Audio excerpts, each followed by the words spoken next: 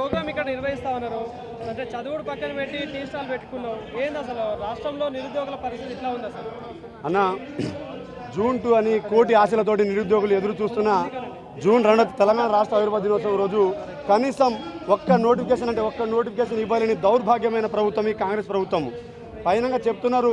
మొన్న ఏది రియాజ్ గారు ఆయన పేరు ఏం పేరు ఆయన అసలు చెనగాని దయాకరా ఆ చెనకాయలు అనుకునే దయాకరు ఆయన పాలాభిషేకం చేస్తున్నాడు. సిగ్గున్నదా మీకు కొంచెమన్నా? ఎందుకు పాలాభిషేకం చేస్తున్నారా? మీరు చదువుకుంటురా? మీరు చదువుకోనే కదా, మీరు ఉస్మానియా యూనివర్సిటీలో ఎదిగిన వాళ్ళే కదా. మరి నిరుద్యోగులకు నిజంగా నోటిఫికేషన్లు వచ్చాయా? ఒకవేళ నోటిఫికేషన్ వస్తే ఇన్ని నోటిఫికేషన్లు ఈ కాంగ్రెస్ ప్రభుత్వం ఇచ్చిందని చెప్పేసి అఫీషియల్గా మీరు పట్టుకొని రండి. దిల్సుఖ్ నగర్లో, ఆర్టీసీ క్రాస్ రోడ్లో, చిక్కడపల్లి లైబ్రరీలో ఇదే నిరుద్యోగులతోటి మేము పాలాభిషేకం చేస్తాము. గతంలో మేము పాలాభిషేకం చేశాం నోటిఫికేషన్లు వచ్చాయని చెప్పేసి. కానీ ఈరోజు మీరు మెప్పించుకోవడం కోసం మీ అధినాయకుడు రేవంత్ రెడ్డి ఏమో ఢిల్లీ నాయకుడిని మెప్పించడానికి కోసం 40 సార్లు తిరుగుతాడు. మీ రేవంత్ రెడ్డిని మెప్పించడానికి పాలాభిషేకాలు చేస్తారు. సిగ్గుపడండి. ఈరోజు తెలంగాణ రాష్ట్ర నిరుద్యోగులు యువత ఎవరైతే రియాజ్ కావచ్చు, చెనగాని దయాకర్ కావచ్చు, బయట రోడ్డు మీద కనిపిస్తే బట్టలు తీసి కొట్టే పరిస్థితి ఉన్నది. దయచేసి మీరు బయటికి రాకండి. నేను మీకు సలహా ఇస్తున్నా. ఏం నోటిఫికేషన్ ఇచ్చాయని చెప్పేసి మీరు పాలాభిషేకం చేస్తారండి? ఎందుకు పాలాభిషేకం చేస్తారు? ఈరోజు తెలంగాణలో నోటిఫికేషన్ లేక నాలాంటోడు టీ కొట్టు పెట్టుకుంటుండు. నాలాంటి నిరుద్యోగులు చాలామంది క్యాటరింగ్ పనులకు, హమాలి పనులకు, ఇదే ర్యాపిడోలు, ఓలా, ఊబర్ చేసుకునే దౌర్భాగ్యం వచ్చింది. జూన్ 2 కోసం తెలంగాణ రాష్ట్రం నీళ్లు, నిధులు, నియామకాల కోసం ఏర్పడితే ఈరోజు మమ్మల్ని సొంతంగా డబ్బా కొట్టులు పెట్టుకునేటట్టు తీసుకొచ్చిన దౌర్భాగ్యం మీ కాంగ్రెస్ ప్రభుత్వం కాదా? ఆ రోజు మీరు ఏదైతే కాంగ్రెస్ ప్రభుత్వం వాళ్ళు అధికారం లేకపోతే మా నిరుద్యోగులందరినీ గాంధీ భవన్కి పిలిపించి ఒక్క ఉద్యోగం పోగొట్టండి, మీకు 2 లక్షల ఉద్యోగాలు ఇస్తున్నారు. మరి ఉద్యోగం తీసేసాం కదా, మీరు ఎన్ని ఉద్యోగాలు ఇచ్చారు?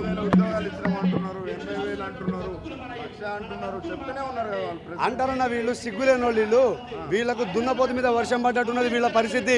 ఈ అంగుటి గాళ్లకు అధికారం ఇస్తే ఇట్లనే ఉంటుంది. అంటే మా మిత్రుడు నవీన్ పట్నాయక్ అన్నాడు, అది పరిగేరి కొట్టోడికి పెత్తనం ఇస్తే వరి గింజలు దేనికి కాసినాయి అన్నాడంట. అటువంటి సన్నాసులు వీళ్ళు.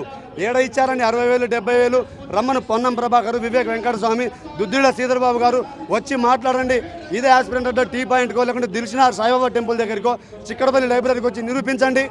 మంది బిడ్డలని మా బిడ్డలని చెప్పుకునే మీరు ఈరోజు నిరుద్యోగుల గురించి మాట్లాడతారా? నిరుద్యోగుల పరిస్థితి ఎట్లా ఉంది ఈ రోజు వరకు? కుటుంబ పరిస్థితి కావచ్చు, ఇటు మీ పరిస్థితి కావచ్చు.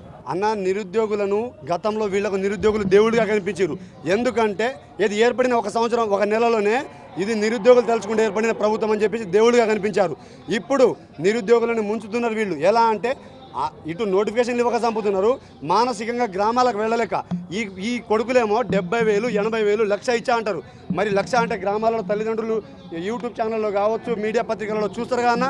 మరి 1,00,000 ఉద్యోగాలు ఇచ్చినా నా కొడుకు ఉద్యోగం రాదని చెప్పేసి ఊరోళ్ళందరూ సూటిపోటీ మాటలు అంటే నిరుద్యోగులు అందరూ ఆత్మహత్యలు చేసుకోవాలని చెప్పేసి ఈ తెలంగాణ కాంగ్రెస్ నాయకులు కంకణం కట్టుకున్నారన్న. ఈరోజు తెలంగాణ రాష్ట్రంలో నిరుద్యోగం అనే పదం వినిపించదు.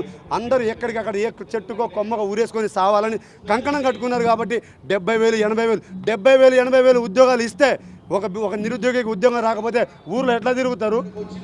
ధర్నా చేసే వాళ్ళందరూ అడ్డమైన కూలీలో, లేకపోతే చదువు రానోళ్ళు, లేకపోతే ఇంకా ఇతరత్రాలు, కానీ ధర్నా చేయడానికి వచ్చిన వాళ్ళు కూడా ఎవరు చదువుకున్న వాళ్ళు కాదన్నట్టుగా మాట్లాడుతున్నారు. సిగ్గుందా ఈ మాట చెప్పడానికి?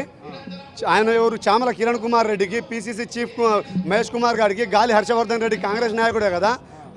మళ్ళీ ఈ రాములు ఏది ఉమ్మడి ఎమ్మెల్సీగా పోటీ చేసి ఓడిపోయిన రాములు, వీళ్ళందరూ కాంగ్రెసే కదా. మరి భట్టి విక్రమార్క కావచ్చు, సీతక్క కావచ్చు, శ్రీధర్ బాబు కావచ్చు, రేవంత్ రెడ్డి, ఇప్పుడున్న ముఖ్యమంత్రి రేవంత్ రెడ్డి కూడా అప్పుడు నిరుద్యోగులందరినీ గాంధీ భవన్కి పిలిపించి మీరు బస్ యాత్రలు చేయండి, నిరుద్యోగ యాత్రలు చేయమని చెప్పి పిలిపించి అప్పుడు మేము కోవట్టు కనిపించలేదు, ఇప్పుడు కోవట్టు కనిపిస్తున్నామంటే ఇక్కడ అంటే నిజమైన నిరుద్యోగులు ఎవరు ధర్నాలు చేయట్లేరు, కావాలని వీళ్ళు కొంతమంది బయటకు వచ్చి బీఆర్ఎస్ ముసుగులో ధర్నా చేస్తూ ఉన్నారని చెప్పేసి మాట్లాడుతున్నారు. వాళ్ళకి ఏం సమాధానం? చెప్పుతోటి కొడతా. బీఆర్ఎస్ తోటి కలిసి కుమ్మక్కై ధర్నాలు చేస్తున్నారంటే ఆ రోజు కాంగ్రెస్ పార్టీతోటి కలిసి ధర్నాలు చేసినాం, కాంగ్రెస్ పార్టీకై బస్సు యాత్రలు చేసినాం. అప్పుడు ఎందుకు ఆ నింద వేయలేదు? ఒకవేళ బిడ్డ గుర్తుపెట్టుకోండి, ఆ రోజు మీకోసం చేసిన యాత్రలు కావచ్చు, మీకోసం చేసిన కాళ్ళు మొక్కడం కావచ్చు, బలపాలేసుకొని తిరిగాం కదా, అది కాంగ్రెస్ ఓటర్ల కోసం చేసింది. అయితే ఈరోజు ఈ నిరుద్యోగుల కోసం, నిరుద్యోగ నోటిఫికేషన్ కోసం చేసేది కూడా ఖచ్చితంగా కోవట్టే. ఒక్కసారి మీడియా అడ్డు తిప్పండి అన్న. దయచేసి వీళ్ళందరూ నిరుద్యోగులు కాదా? సరే నేనంటే కోవట్టుని, నేను ఒప్పుకోగలుగుతా కోవట్టని, మరి వీళ్ళని కోవట్టు అంటావా? వీళ్ళని కోవట్టు అంటే ముఖ్యమంత్రిని చూడకుండా చెప్పు తీసుకొని కొడతారు వీళ్ళు. నిరుద్యోగులు, నిజమైన నిరుద్యోగులు, గ్రామీణ ప్రాంత నిరుద్యోగ బిడ్డలన్న వీళ్ళు. ఒక పూట తిండి లేక సాయిబాబా టెంపుల్లో తిని రాత్రుల్లో అన్నం తినలేక రూమ్లో వండుకోలేక గ్లాస్ నీళ్లు తాగి పడుకునే నిరుద్యోగులన్న ఒక్కసారి కవర్ చేయండి అన్న. ఈరోజు మమ్మల్ని అంటున్నారు కదా మేము పెయిడ్ ఆర్టిస్టులని. ఇంత లక్షల మంది ఈరోజు వేల మంది తరలి వచ్చారు. వీళ్ళు పెయిడ్ ఆర్టిస్టులా? కాంగ్రెస్ నాయకులారా ఏడబెట్టుకుంటారు మీరు తలకాయ ఊరేసుకొని సావురి. ప్రజాప్రభుత్వంలో అన్ని సంక్షేమ పథకాలు అందిస్తూ ఉన్నాం, ఇంకా మిగిలినవి కూడా అతి త్వరలో అందిస్తామని కూడా చెప్తా ఉన్నారు.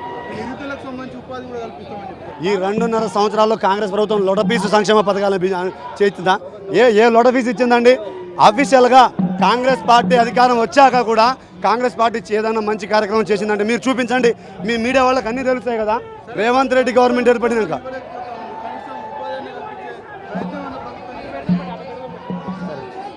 నిరుద్యోగులను ఒకసారి అడగండి అన్న, వాళ్ళ సాధక బాధకులు చెప్తారు.